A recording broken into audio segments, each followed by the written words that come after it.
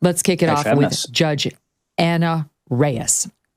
I mean, I'm at my wit's end about some of this lawfare, but this one in particular. Let me just tell you something, okay? You can be kicked out of the military for your height, your weight, and your vision. These things can get you ejected from the American military. You can get kicked out if you're on the autism spectrum. You can get kicked out if you have certain mood disorders. You can get kicked out if you have ADD. If you have depression. If you have history of a single adjustment disorder, depending on the circumstance, history of an eating disorder, all of that, the military can say you may not serve. But if you have gender dysphoria and say you're a trans person, you're a man who thinks he's a woman or vice versa, this judge, LGBTQ, she's the first openly gay woman on the bench in at least DC, I think it is, has ruled you must be allowed to serve, that the commander-in-chief and the secretary of defense may not tell you that you cannot serve. You can be too short.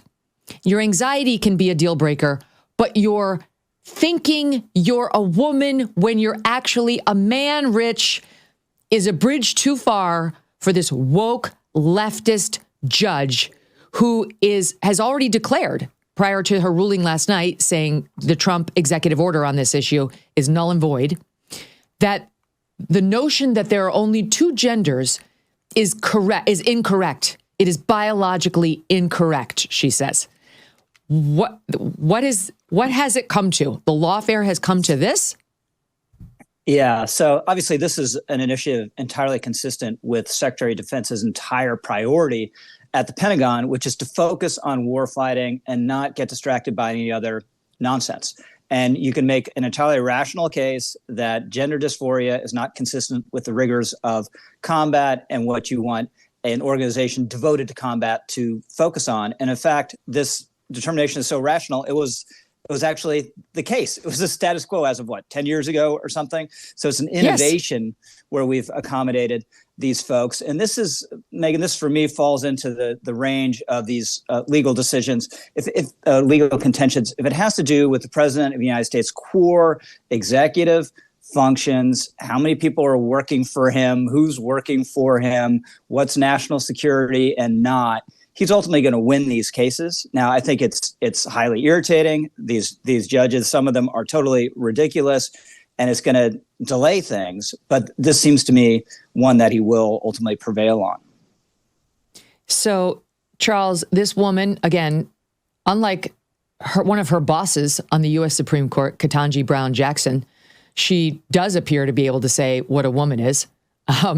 And she wants, or at least she's got thoughts on gender, on how there's more than two. She'll state that affirmatively. There's more than two.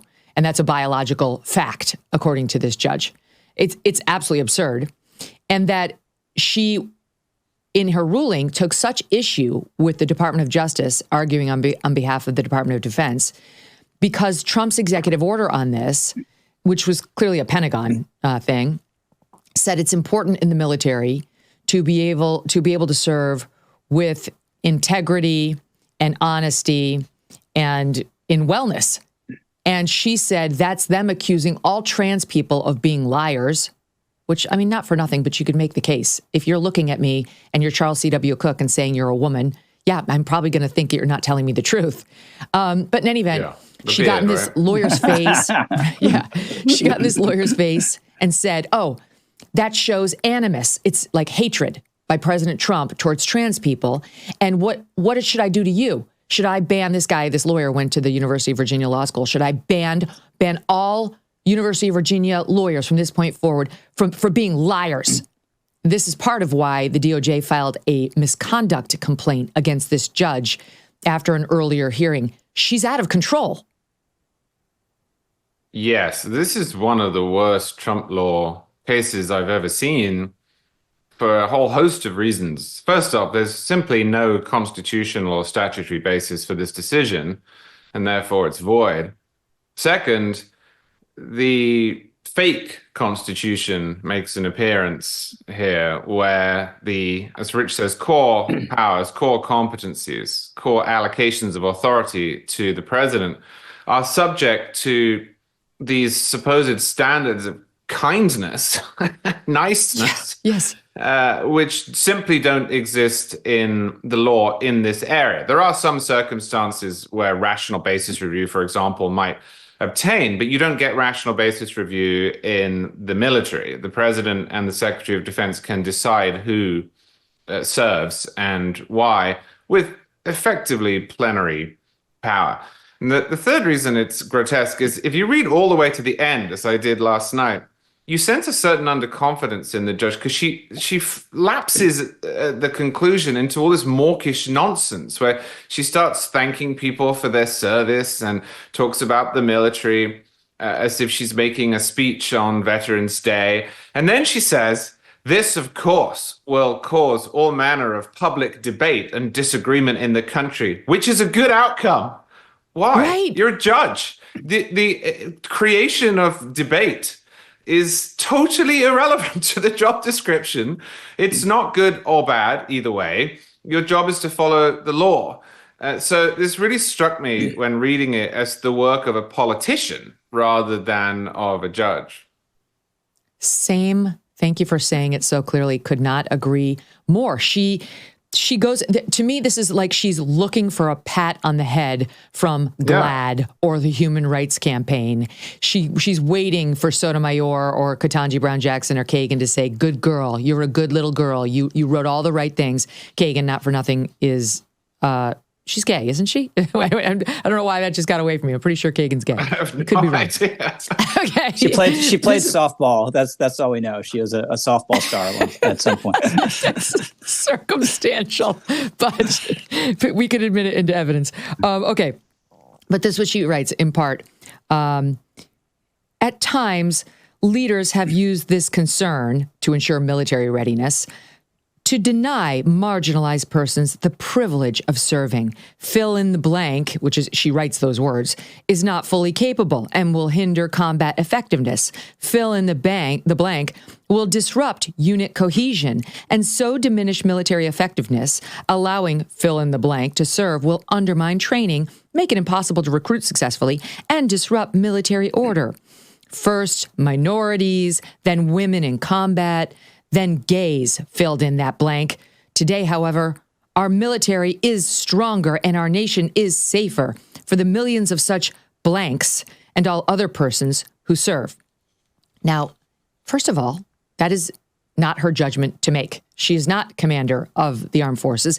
And there actually are hot debates going on in this country right now about not minorities, but adding women to positions, for example, in combat has made us the strongest we've ever been when it comes to our military readiness. That's something that's this is not for her to opine on, Rich, and for her to try to treat transgender individuals the same as Blacks or Latinos is outrageous. One is skin color and race, and one has to do with a mental disorder that's in the DSM-5. Yeah. So one, opine is the right word. What you read would be pretty good, or at least kind of bog level, 1/3 of a New York Times column, right? But that's not her role as a judge. And we had a lot of loose talk, right, of a constitutional crisis. I think we talked about that last time we were on. It's a constitutional crisis if judges are overstepping their bounds and impinging on the executive authority. And the people who scream loudest about a constitutional crisis, they never focus on that, right? Everyone has their appointed role in the constitutional system. And if anyone oversteps it, that is profoundly wrong. So this decision is profoundly wrong. And the point you make about being your race being different from your so-called gender identity is a good one. And this is one reason, and maybe we're going to talk about this later, that the left is so wrong-footed on the trans issue. They thought it was a civil rights issue, right? They thought it was like civil rights for African Americans or civil rights for gay people, and they've gone into something that most people, do not consider that way because it is a totally different category. And this opinion is a prime example of that. Mm-hmm. She goes on to say as follows. Stand by. Okay. It is self-evident truth, she posits, that all people are created equal. All means all, nothing more, and certainly nothing less. So, Charlie, she's suggesting that trans people are being treated in a way that renders them unequal, and that this is not allowed in our military, which is not true. Right. So I believe that all men are created equal. You can't see it, but just over atop my desk is a copy of the Declaration of Independence in a frame. And that maxim, which really is the foundation of everything I write about, has absolutely nothing to do with this question. It is also true that people who grow no taller than 4'5" are equal. They're not inferior. They shouldn't be treated differently under the law. They also can't or shouldn't be able to join the military in the same way as a 6'5" Navy SEAL should. What we're talking about here is not the usual questions of how citizens are treated by the government when the government interferes with the liberty or property or lives of the citizenry. That's when all of the maxims in the Declaration and the premises of the Constitution, the Bill of Rights, equal protection, and so forth apply. We're talking about what should be a lethal fighting force.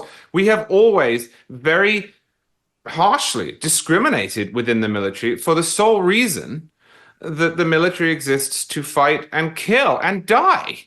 This is absurd. And I can't think of a better illustration of what Pete Hegseth said during his hearing, that the military has left its historical presumptions and come to see itself as some sort of social club or social experimentation society than this. Mm-hmm. You will not find, Megyn, someone who is more willing to wave the Bill of Rights around or demand equal protection or call for the original understanding of the Constitution than me. But the original understanding of the Constitution simply does not involve judges enforcing what they think is equality within the commander-in-chief's purview. And that is ultimately all that matters or should matter to a judge.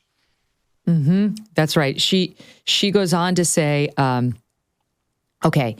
she's rejecting the Pentagon's position because one of the justifications they gave her when they got sued over this was the costs associated with so-called gender-affirming healthcare, which is a complete misnomer. Gender-affirming healthcare would say, here, I'm a shrink. If you were born a boy, you remain a boy. That's what it should be. But it's, of course, one of those terms that's been manipulated by these leftist activists. So in any event, she's saying that the military has said, look, providing this so-called health care to trans people for their gender procedures, because right now we're paying for their surgeries. Well, maybe not right this second because Trump, signed the EO, but actually it's not effective till the end of March. So we are. We're paying for their surgeries. We're paying for their hormones, their cross-gender procedures, all of it. And the military went in there and said, look, we're paying $5.2 million a year for this stuff. And she responds by saying, well, that's only 5,700,000th of a percent of total military spending for 2024. So once again, Judge Reyes thinks we've elected her to be the chief accountant over at the Pentagon to decide what's worth it and what's not. And then she has the nerve to point out the department spent approximately $41 million for Viagra in 2023. $41 million for Viagra, about $5.2 million for gender-affirming care. Defendants do not explain why the former and every other medical cost is acceptable, while the latter requires banning trans people from military service. This is unbelievable, Rich, because you've got men, active duty men who rely for their health care on the VA, on the Pentagon if they're active duty, who, some of them need Viagra. And this woman wants to shame them in the military for providing it. Well, if they won't also pay for us to, in other cases, chop off penises and try to create fake vaginas and then send them out and tell them to go kill ISIS. I can't. You don't go out and buy a life jacket when the boat is already sinking, and you don't buy gold when the economy has already collapsed. Clearly, others are heeding this advice as gold hit all-time highs already this year. It's not too late for you, too. and you could have Birch Gold help you diversify into physical gold. Birch Gold specializes in helping you convert an existing IRA or 401k into a tax-sheltered IRA in physical gold for no money out of pocket. One recent 5-star review said Birch Gold was, quote, knowledgeable, helpful, non-pressure. Get your free info kit on gold by texting the letters MK to the number 989898. There's no obligation, just useful information. With an A+ rating from the Better Business Bureau and countless 5-star reviews, just text MK to 989898 and let the experts at Birch Gold help you secure your future today with gold. Thanks so much for watching. If you like what you just saw, hit the subscribe button for more clips and full episodes.